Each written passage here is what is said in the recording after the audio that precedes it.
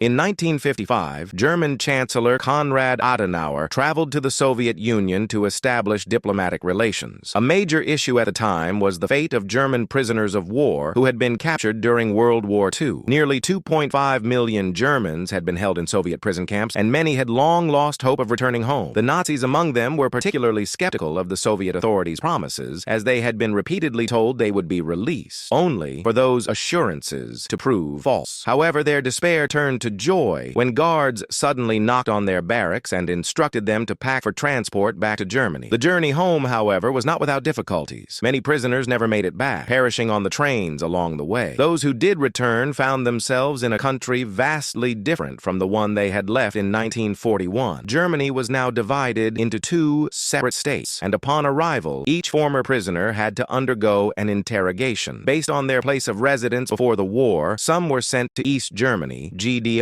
while others were settled in West Germany, FRG. Those who ended up in the GDR were considered fortunate, as the country was undergoing rapid reconstruction and had a greater demand for labor. In contrast, destruction in the FRG was less extensive, and job opportunities were scarcer. Despite the hardships, returning Germans were provided with food stamps to ensure they did not go hungry. However, adjusting to post-war life proved challenging for many, leading to a wave of suicides in both East and West Germany. Some prisoners had remained loyal to Hitler and struggled to accept Germany's defeat. Others were devastated to learn that their loved ones had moved on, with many former girlfriends and wives having remarried. Many simply found it impossible to adapt to a radically changed society, unable to secure employment or find their place in this new reality.